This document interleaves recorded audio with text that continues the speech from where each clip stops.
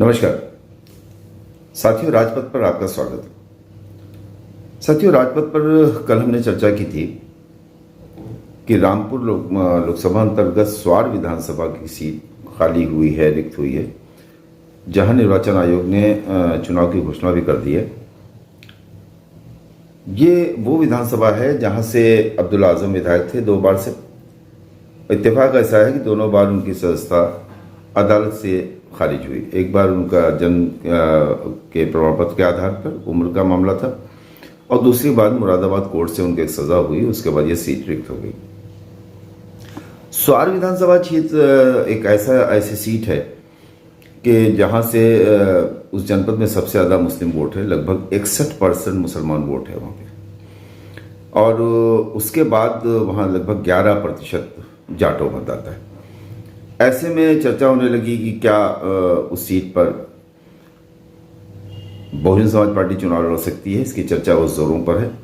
इसी बीच में तुर्क बिरादरी के एक वहाँ के नेता हैं साजिद ने बसपा ज्वाइन की। उनको ज्वाइन कराया शमशुद्दीन राइनी और गिरीश चंद जाटो जो लोकसभा एमपी हैं नगीना से, और उसके अलावा कोऑर्डिनेटर हैं।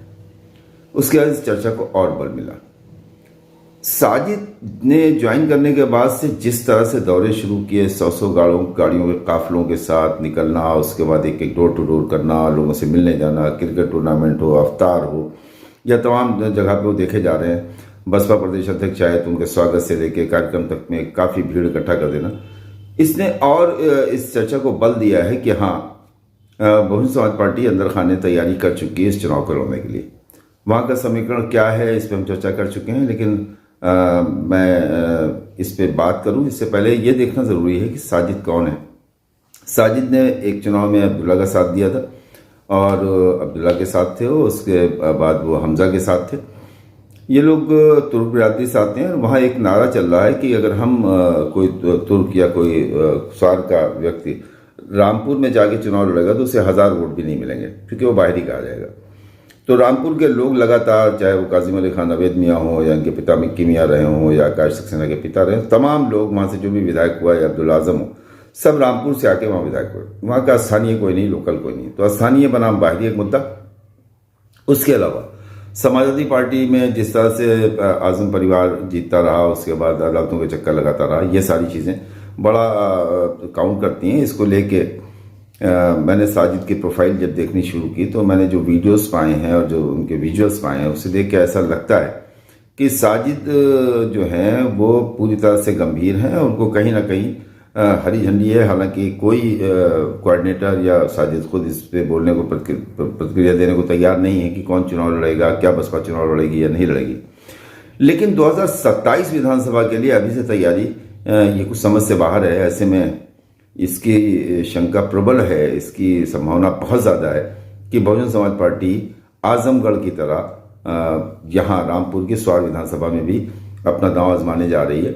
और इसमें मुख्य भूमिका जो है वो शमशुद्दीन राइनी और इमरान मसूद और साजिद के रूप में उनको जो एक उम्मीदवार मिला है, उसको लेकर बड़ी चर्चा करूँगा। तो मैं इस साजिद के कुछ वीडियो और कुछ उनकी जो जनसभाएँ हैं जो कर रहे हैं, उसको राजपथ के दर्शकों के लिए रख रहा हूँ। इससे आप अंदाज़ा लगा सकते हैं कि क्या साजिद 2027 की तैयारी कर रहे हैं या 2023 में होने वाला ये जो उपचुनाव है, जो 4 साल के लिए होगा, इस उपचुनाव में बसपा के प्रत्याशी होंगे। तो बने रहे राजपथ के साथ, देखिए साजिद की गतिविधियों का।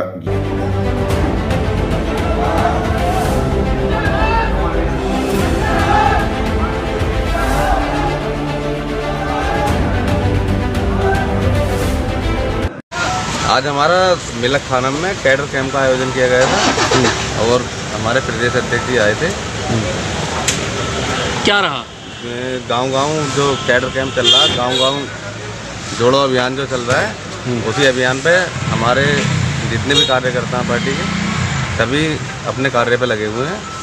और क्या लग रहा है आपको, चुनाव लड़ने का तैयारी की जा रही है? उनकी घोषणा हो गई चुनाव की? अब चुनाव लड़ने की तैयारी चल रही है, बाकी जो बहन जी का फैसला होगा वो मान्य होगा। आप किस तरीके से क्षेत्र में निकल रहे हैं और जनता के बीच जा रहे हैं, क्या वायदे कर रहे हैं? हम डेली किसी न किसी गांव में, कस्बे में घूम रहे हैं क्षेत्र में। लग रहा है आपको सपोर्ट है, बसपा को सपोर्ट? गाँवों से अच्छा मैसेज आ रहा है, लोग सपोर्ट कर रहे हैं और जो स्वार की जनता इस बार लोगों क्या समस्याएं चाहती है? हैं, स्वार उन की- समस्याओं को दूर करा जा स्वार रहा है। की जनता चाहती है इस बार के यहीं का जो है स्वार की जनता बाहरी नेताओं से परेशान हो चुकी है, थक चुकी है। वो चाहती है लोकल का ही प्रत्याशी हो, कोई चाहे कोई सी पार्टी हो, हर पार्टी अपना प्रत्याशी लोकल का ही उतारना चाहिए। चलो